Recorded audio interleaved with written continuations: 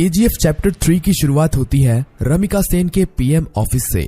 रमिका सेन को एक ऑफिसर बता रहा होता है कि पिछले 3 सालों से रॉकी ने विदेशों तक अपना बिजनेस फैला दिया था और इंडोनेशिया और अमेरिका में भी उसने कई इलीगल काम किए थे। इसीलिए इंडोनेशिया और अमेरिका की सिक्योरिटी फोर्स भी रॉकी को पकड़ना चाहती थी, पर अब रॉकी मर चुका है। पर इंडोनेशिया और अमेरिका में रॉकी के इलीगल काम अभी भी चल रहे हैं। रमिका सेन कहती है तो इंडोनेशिया और अमेरिका की गवर्नमेंट को उसके खिलाफ एक्शन लेना चाहिए। तभी वो ऑफिसर बताता है कि गवर्नमेंट ऐसा नहीं कर सकती, क्योंकि रॉकी ने 1979 से 1981 तक इन 3 सालों के अंदर ही अपने सोने के बिजनेस को काफी बड़ा कर लिया था।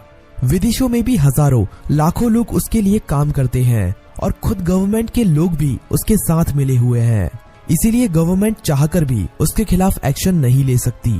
फिल्म की कहानी अब फ्लैशबैक में जाती है और हमें रॉकी के जीवन के उन्हीं 3 सालों के बारे में पता चलता है, जिसमें उसने अपने साम्राज्य को विदेशों तक फैला दिया था। सभी माइनों पर कब्जा होने के बाद रॉकी ने और कई माइनों की खोज कर ली थी और सभी लोगों को उनकी खुदाई में लगा दिया था। रॉकी ने उन सभी माइनों से तेजी से सोना निकाला और इकट्ठा करता गया और बाहर के बड़े बड़े देशों में एक्सपोर्ट करने लगा। रॉकी को विदेशों से काफी बड़े बड़े ऑर्डर आने लगे, जिनको पूरा करने के लिए उसने खुदाई को और तेज करवा दिया था।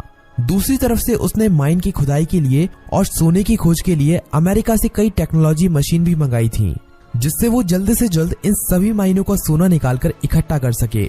रॉकी ने अगले 1 साल के अंदर इन माइनों से इतना सोना निकाला था जितना कि पिछले 20 सालों में भी नहीं निकाला था।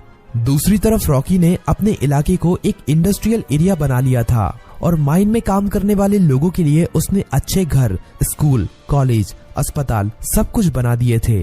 इसीलिए खुदाई करने वाले लोग उसे काफी पसंद करते थे और उसके लिए अपनी जान देने के लिए भी तैयार थे। धीरे धीरे करके रॉकी का साम्राज्य बड़ा ही होता जा रहा था। विदेशों में सोने का एक्सपोर्ट करते करते रॉकी की जान पहचान भी विदेशों की सरकार से भी हो गई और सरकारों के कई लोग रॉकी के साथ मिल गए।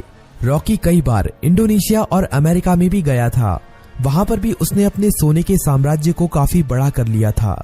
इस साम्राज्य को फैलाने में सरकार के कई लोगों ने उसकी मदद की थी और रॉकी ने एक गैंग अपनी इंडोनेशिया में और एक अमेरिका में भी खड़ी कर ली थी और रॉकी ने इन गैंग के लिए अपना एक एक लीडर भी बना लिया था और रॉकी उन सभी का राजा बन गया था। इस तरह से रॉकी ने अपने साम्राज्य को विदेशों तक फैला दिया था। अब कहानी फ्लैशबैक से बाहर आती है और हमें दिखाया जाता है कि जब रमिका सेन ने भारत में रॉकी के साम्राज्य को खत्म कर दिया था और रॉकी अपना सारा सोना लेकर समुद्र के बीच में चला गया था, वहां पर रॉकी ने इंडियन नेवी को खुद मैसेज करके उसे मारने के लिए कहा था। तब इंडियन नेवी ने रॉकी के शिप पर मिसाइल छोड़कर रॉकी को मार दिया था, पर रॉकी वहां पर मरा नहीं था। रॉकी का सारा सोना उसी समुद्र की गहराइयों में उसी जहाज में दफन है और रॉकी को अमेरिका के सबमरीन ने बचा लिया था। ये सबमरीन अमेरिका के एक बिजनेसमैन की थी, जिसे रॉकी ने उन 3 सालों के बीच में अपना पार्टनर बना लिया था। रॉकी अब अमेरिका में सबसे छुपकर रह रहा था और वो महीने में कभी कभी इंडिया भी किसी को फोन करता था कि केजीएफ का क्या हुआ, केजीएफ को ठीक होने में कितना समय लगेगा। अब कहानी इंडिया में शिफ्ट होती है और हमें दिखाया जाता है कि सलार केजीएफ के तबाह होने के बाद केजीएफ को दोबारा से खड़ा कर रहा है और जो लोग बच गए थे उन सभी लोगों के साथ मिलकर रॉकी के साम्राज्य को दोबारा से खड़े करने में लगा हुआ है। सलार ये सभी रमिका सेन से छुपाकर कर रहा है, पर बहुत जल्द रमिका सेन को भी इसके बारे में पता चलने वाला है। धीरे धीरे करके सलार रॉकी के साम्राज्य को दोबारा से खड़ा कर देता है और दोबारा से माइनों में खुदाई शुरू हो जाती है। अब सलार रॉकी को फोन करता है और कहता है, मालिक, हमने आपका साम्राज्य दोबारा से खड़ा कर दिया है। जिस तरह आपने कहा था, अब आपके लौटने का समय आ चुका है। रॉकी कहता है, सलार, तुम्हारे लिए मेरे पास एक काम और है। तुम्हें उस सोने को समुद्र से निकालना है जो हमने इतने सालों से वहां पर छुपा के रखा है। वो हमारी माइनों से ही निकला हुआ सोना है। इसे हमें किसी भी कीमत पर समुद्र से निकालना है। इस सोने की मदद से ही मैं दोबारा से भारत में अपने साम्राज्य को खड़ा करूंगा। सलार सोने को समुद्र से निकालने के काम में लग जाता है और इंडिया में अब एंट्री होती है रॉकी की। सलार अपने लोगों को कहता है कि मालिक कई सालों के बाद यहाँ पर पधार रहे हैं, उनके स्वागत में कोई भी कमी नहीं रहनी चाहिए। किसी को नहीं पता था कि ये मालिक कौन है रॉकी अकेला ही अमेरिका से आ रहा होता है। केजीएफ में रॉकी का स्वागत धूमधाम से किया जाता है। सभी लोग रॉकी को देखकर हैरान थे क्योंकि उन्हें लग रहा था कि रॉकी मर चुका है, लेकिन रॉकी तो अभी जिंदा है।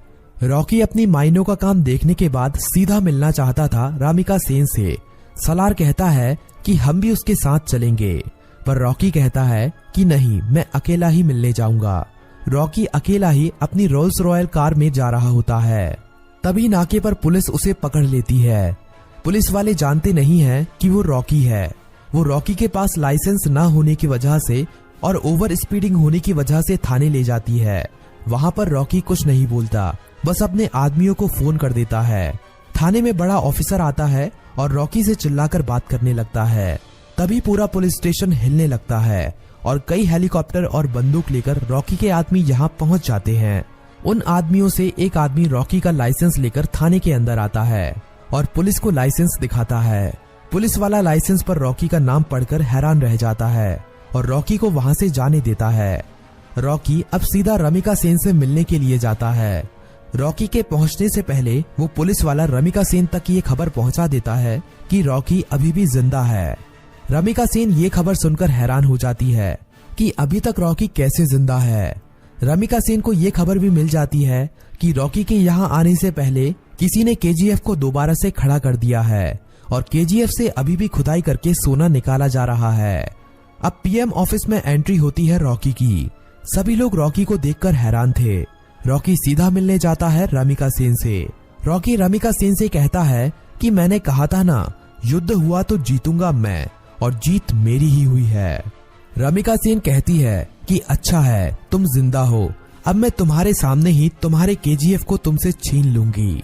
रॉकी कहता है कि उसकी नौबत ही नहीं आएगी। रमिका सेन रॉकी की इस बात को समझ नहीं पाती। तभी रॉकी वहां से चला जाता है।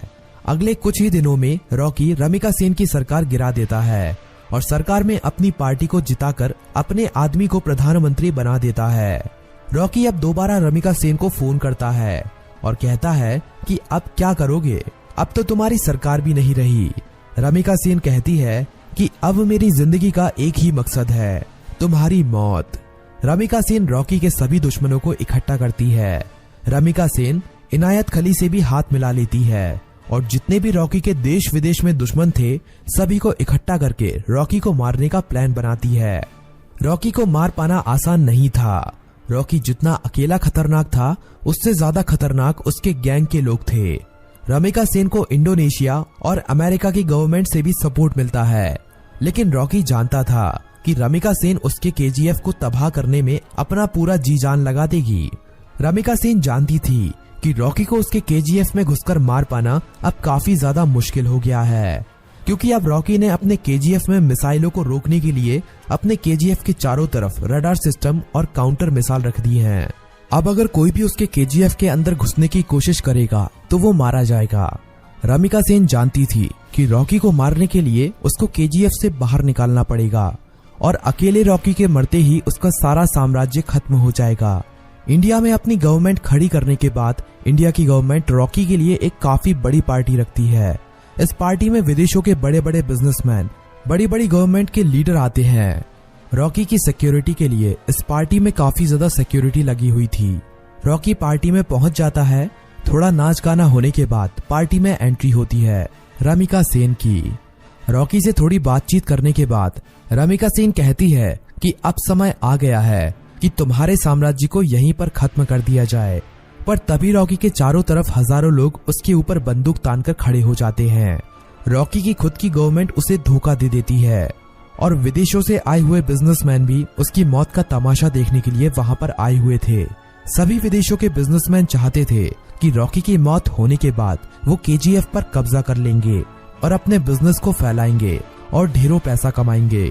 ये सब देखकर रॉकी खुद हैरान रह जाता है, पर रॉकी जानता था कि एक दिन उसकी मौत जरूर होगी, इसीलिए वो अपने आखिरी पल में भी निडर रहता है।